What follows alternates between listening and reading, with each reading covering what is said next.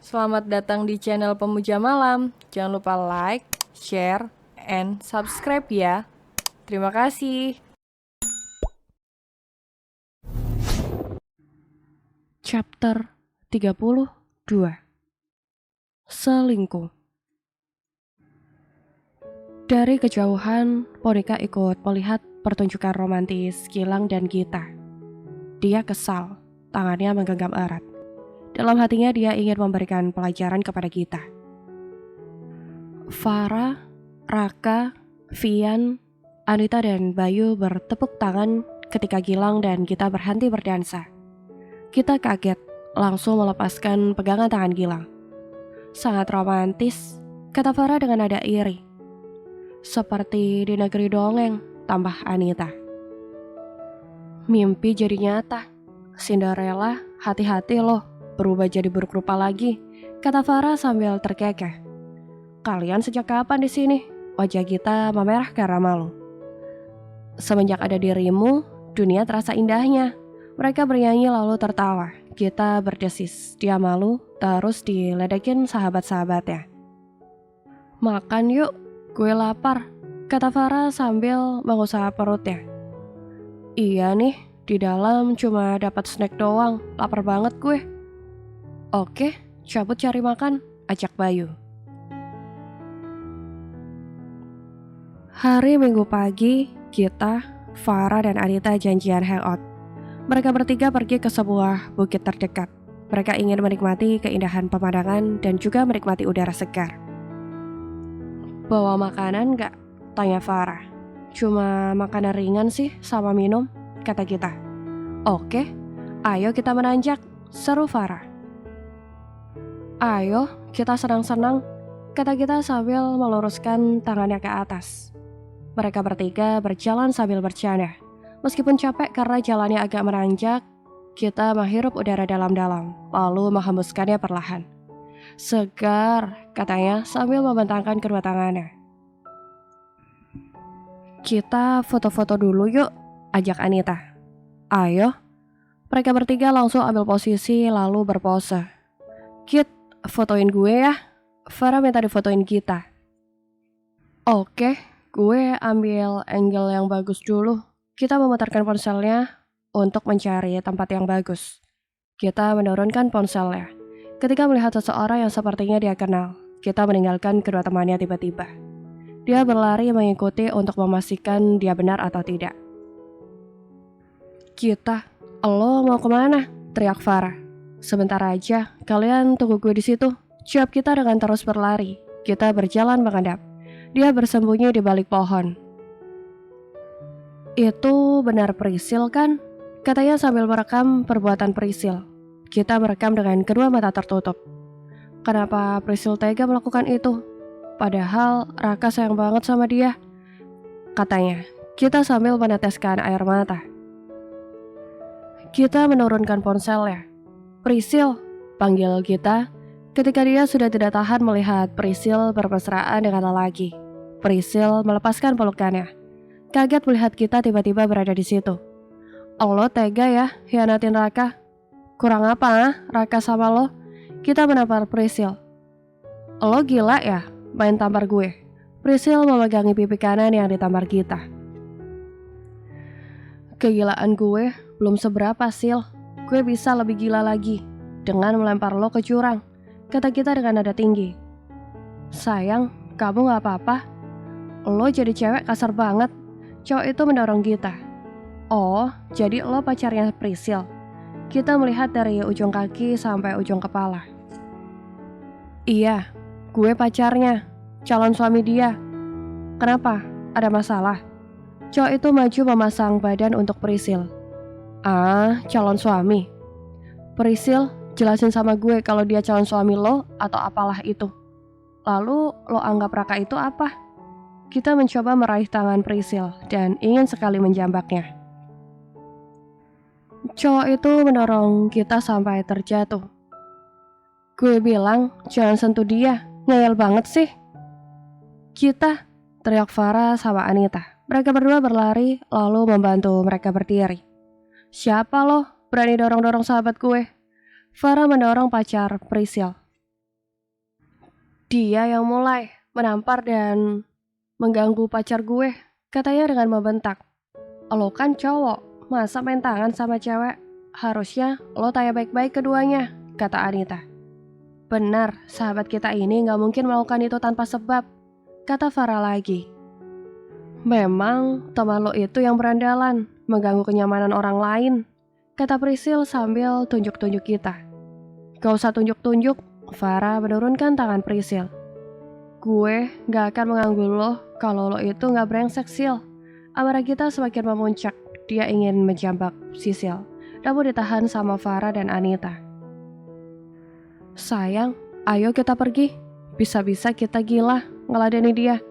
Prisil menggandeng cowoknya lalu mengajak pergi. Dia mengangguk, menyetujui Prisil untuk pergi sebelum banyak orang yang tahu. Sebenarnya siapa mereka? Tanya cowoknya. Sayang, jangan bahas lagi, aku juga gak kenal dia. Prisil enggan membahasnya. Kita menghentakkan kaki kirinya. Wajahnya memerah. Dia ingin sekali mencakar wajah Prisil dan menjambak rambutnya sampai botak. Kita, siapa dia? Tanya Farah. Dia itu pacarnya Raka. Dia selingkuhin Raka, kata kita dengan nafas yang masih memburu. Oh, jadi dia ceweknya Raka yang selalu dibanggain. Farah merasa kesal mendadak, entah mengapa, namun kalau menyinggung soal Raka, sekarang dia lebih sensitif. Nih, minum dulu, lo tenangin pikiran lo. Anita memberikan air mineral, kita meneguk air mineralnya sampai setengah, dan kemudian meneguk lagi. Kita pulang aja yuk, ajak Anita. Dia rasa jalan-jalannya tidak mungkin dilanjutkan lagi, ujar Anita. Iya, Farah menyetujuinya. Mereka belum lama menikmati keindahan bukit langsung kembali turun. Kita sudah tidak sabar lagi memberikan kabar kepada Raka. Kit, apa rencana lo? Tanya Arita saat sampai mobil. Gue bakal kasih tahu Raka. Harus itu, lebih cepat lebih baik supaya Raka tidak semakin sakit, ujar Farah.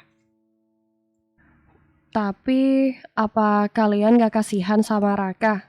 Dia sedang diskors. Pasti dia sedang sedih. Kalau ditambah masalah ini, gue takut emosinya akan meledak dan melakukan hal yang tidak-tidak, kata Anita. Kita menoleh ke arah Anita. Yang diomongkan Anita benar. Kalau saja kita memberitahu Raka saat ini, pasti Raka akan marah besar. Bisa saja gak terkontrol emosinya. Benar juga.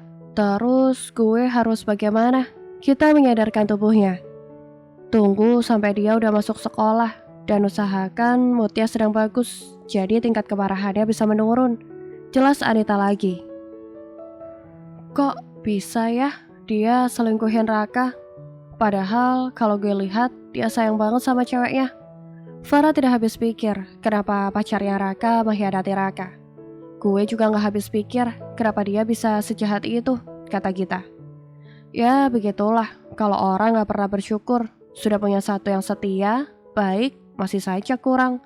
Nanti pas dikhianatin, nangis minta balik. Dan bilang gue khilaf. Pasti banget tahu gak alasan seperti itu, kata Anita. Iya, emang suka gak tahu diri mantan itu, celoteh Farah. Raka mengetuk pintu kamar kita dan perlahan membukanya. Tak, tidur loh, tanya Raka. Kita menggeliat lalu membuka matanya. Cari makan di luar yuk. Raka duduk di samping kita sambil mengelus rambutnya, sedangkan kita hanya dia melihat Raka. Dia masih berpikir orang sebaik dan seperhatian Raka diselingkuhin. Hei, bengong aja. Ayo mau ikut nggak? Raka berdiri. Iya, ikut. Sebentar gue cuci muka dulu. Kita bergegas ke kamar mandi untuk cuci muka dan sikat gigi. Kita tidak ganti baju. Dia pakai kaos lengan pendek warna putih dipadu dengan celana pendek di atas lutut. Tak lupa dia memakai sendal jepit kesayangannya saat di rumah. Kita gak banyak ngomong hari ini. Justru dia banyak diam dan memperhatikan Raka. Kenapa lo pandangin gue seperti itu? Tanya Raka. Raka, gue mau tanya sama lo. Kita memasang posisi menyamping agar bisa menghadap ke arah Raka. Apa? Lo itu sayang banget ya sama Prisil? Tanya Gita. Iya pastinya, lo tahu sendiri kita udah pacaran lama, sejak SMP malah. Lo pernah nggak merasa bosan karena pacaran lama? Kita menginterogasi Raka. Enggak tuh. Wah, ada apa nih tanya-tanya masalah beginian? Lo udah mulai bosan sama Gilang, tebak Raka. Enggak, kan gue cuma tanya kalau cowok itu punya rasa bosan gak pacaran lama-lama? Apalagi yang tidak pernah aneh-aneh. Bosan pasti ada. Terkadang rutinitas yang begitu-begitu aja membuat kita ingin cari sesuatu yang baru. Tapi kembali lagi ke masing-masing orang, cara menanggapinya. Ya kalau mau yang aneh-aneh langsung nikah aja. Jangan unboxing pas pacaran. Entar kalau udah di unboxing ditinggalin, nangis. Dan yang rugi juga bukan lelakinya, tapi si perempuan, jelas Raka.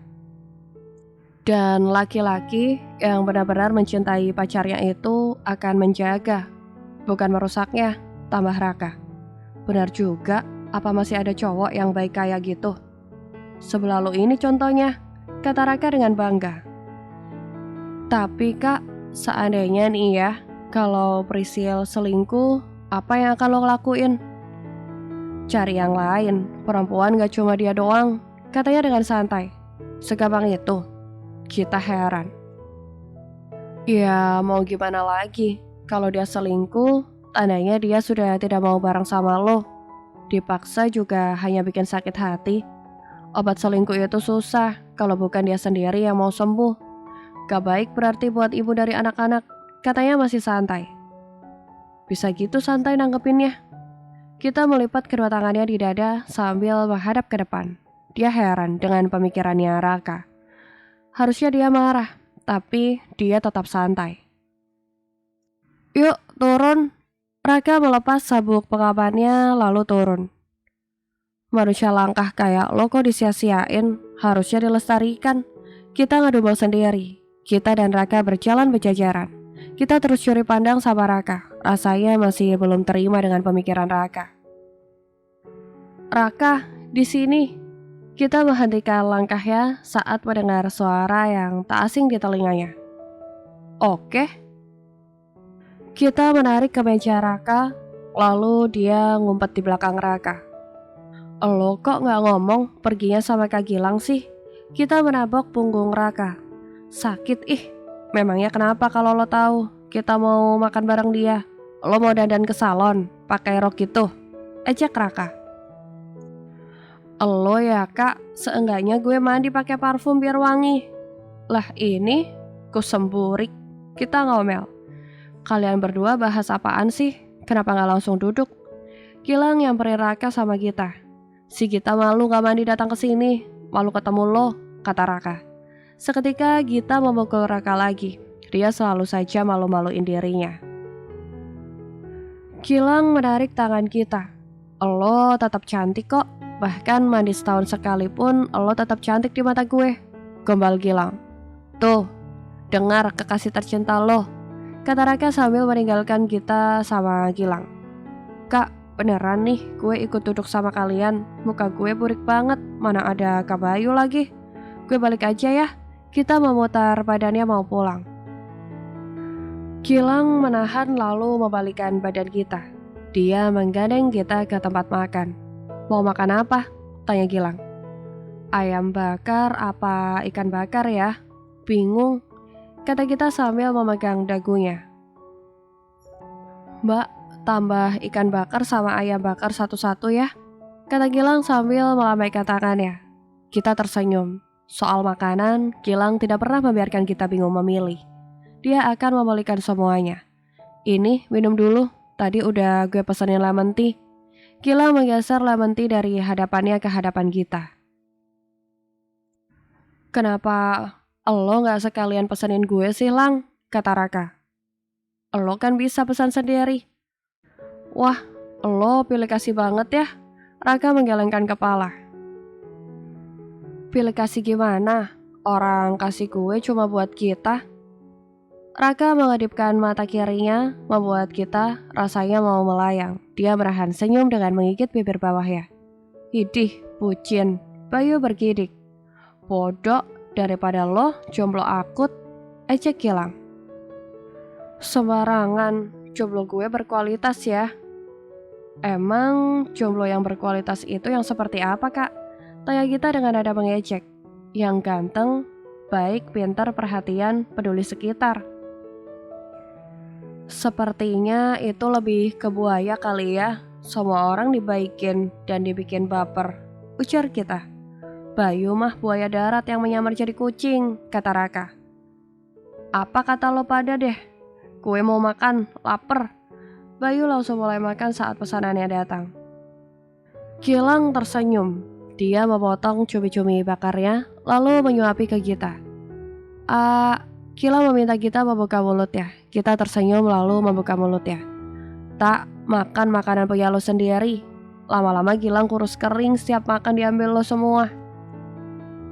Harusnya lo gak usah ajak kita. Males banget lihat orang bucin. Apaan sih kalian berdua? Makanya buruan punya pacar, kata Gilang kembali menyuapi kita lalu mengusap rambutnya. Lo kayak kucing tahu nggak Git? Habis dikasih makan, diusap kepalanya. Bayu tertawa. Biarin aja, yang penting majikan gue ganteng, baik, perhatian.